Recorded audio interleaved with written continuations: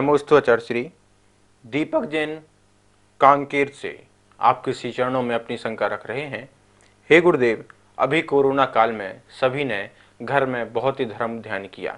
अब कोरोना काल समाप्त हो रहा है और मंदिर भी खुल गए हैं, तो फिर जब घर में रहकर ही धर्म हो सकता है, पूजा पाठ हो सकती है, तो फिर हमें मंदिर जाने की क्या जरूरत है? कृपया समाधान करें। देखिए, मंदिर और मकान दोनों की जो ऊर्जाएं हैं बिल्कुल अलग अलग हुआ करती हैं।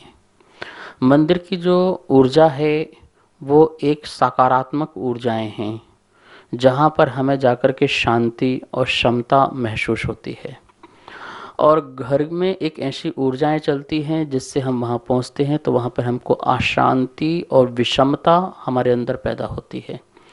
कभी आप घर में देखिए तो घर में प्रवेश करते ही ममता प्रकट होती है, मेरा घर, ये मेरे परिवार, ये मेरे बच्चे, इनका क्या अब क्या होगा।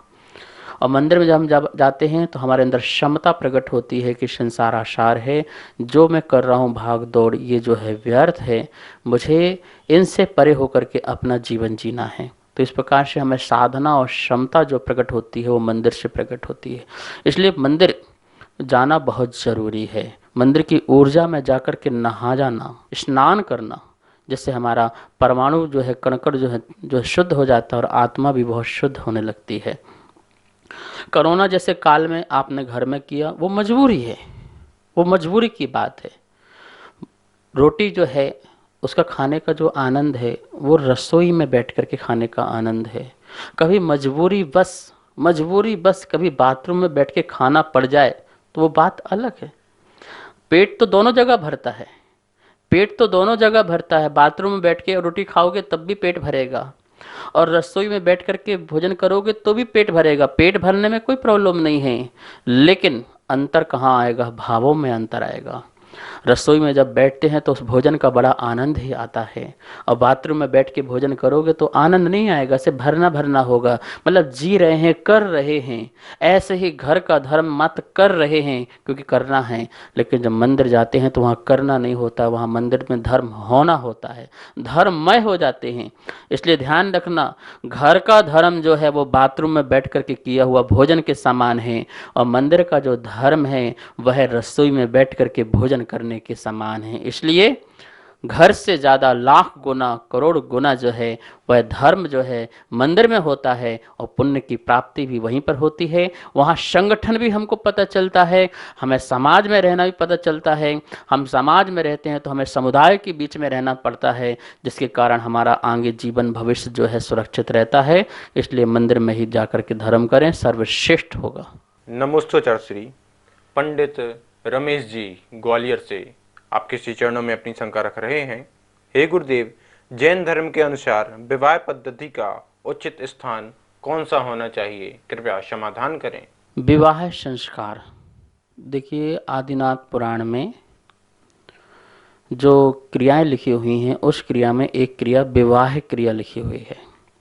गर्भ में आने के पहले जीव और निर्वाण तक की सारी क्रियाएं जो हैं बहुत सुंदर तरीके से लिखी हैं, और श्रावक को तो वो क्रियाएं पढ़ना ही पढ़ना चाहिए। 53 क्रियाएं हैं, उनको आपको पढ़ना चाहिए।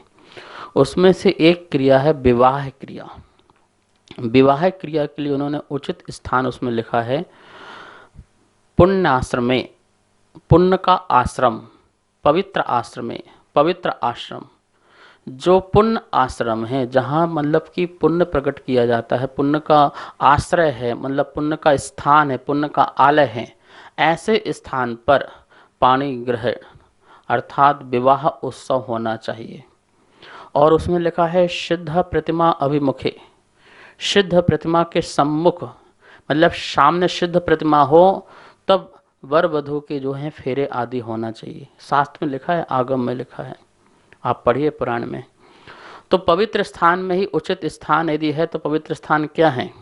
जैसे हमारे तीर्थ क्षेत्र हैं, वो तीर्थ क्षेत्र जो है हमारे पवित्र स्थान हैं।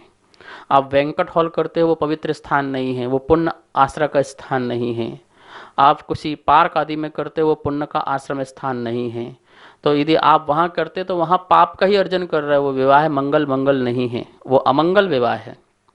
मंगल विवाह यदि होगा तो पुण्य आश्रम अर्थात तीर्थ क्षेत्र आदि जो हैं, मंदिर जो हमारे हैं, हमारी धर्मशालाएं हैं, मंदिर स्थान हैं, उन स्थानों में और फेरे भी यदि हों तो सिद्ध प्रतिमा के सामने हों।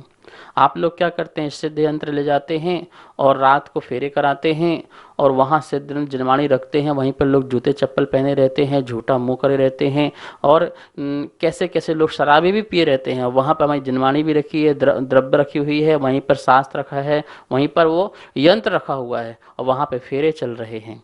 ये अपवित्र स्थान है, मांगलिक स्थान होना चाहिए। पवित्र स्थान मंदिर है और शास्त्र में लिखा है कि मंदिर में जो है फेरे हो सकते हैं प्रभु के सामने।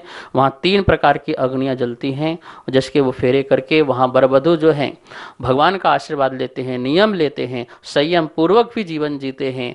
ऐसा पवित्र जो बंधन है, वह जो बंधन है वो सुखकारी है, वो कल्याणकारी है, वो मंगलकारी है, वो धर्म के साथ वाला विवाह है।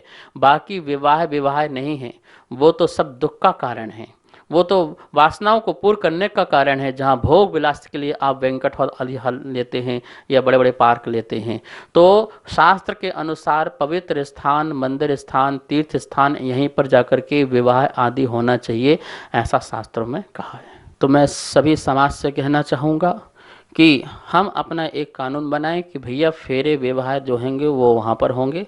रिसेप्शन आपको कहीं देना हो, फैमिली को देना हो और दोस्त यारों को देना हो, वो कहीं भी दें, मैं उसके लिए मैं मना नहीं कर रहा हूँ, लेकिन पवित्र चीज़ है, क्योंकि दोनों ही धर्म मार्ग में लगेंगे। अकेले धर्म मार्ग में लग नहीं पा रहे थे तो शादी विवाह क्यों किया, धर्म मार्ग में लगने के लिए।